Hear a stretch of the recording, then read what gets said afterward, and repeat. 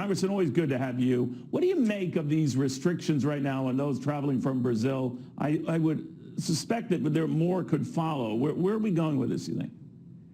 Well, Neil, first, thanks for having me on the show, and I think it's expected. I mean, you look at the counts that are coming to us from Brazil, 300,000+ cases, 22,000 deaths. There's a university down there that predicts that it could be 12 times that. Their ability to track information is different than our ability.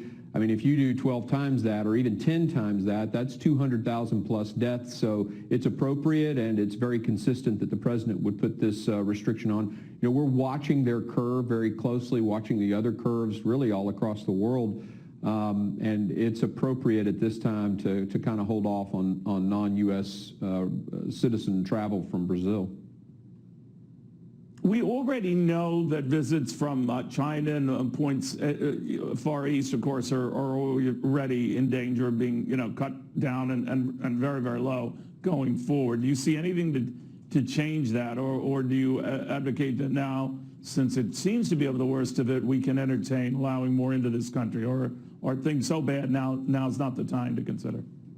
I think we just have to take into consideration everyone's curve. Just like here in the United States, we're sort of treating states differently. New York clearly is in a different place in terms of reopening and travel than Tennessee is. And I think we can do that in terms of the countries overseas and our allies and friends. We want to open up as quickly as we can, but just it really depends on where they are in their curve. And if they're in an exponential growth phase like Brazil is, we probably need to stop travel. Do you wonder about this relationship we have with the Chinese? We're going to be getting into this a little more in the show, but the one issue that's come up is that the more we threaten to crack down on how the Chinese are cracking down on Hong Kong, the worse it's going to get between us, certainly financially. The Chinese have little reason to stick to a deal they promised to honor. Now, that could change, but that it does get kind of out of control. Your thoughts?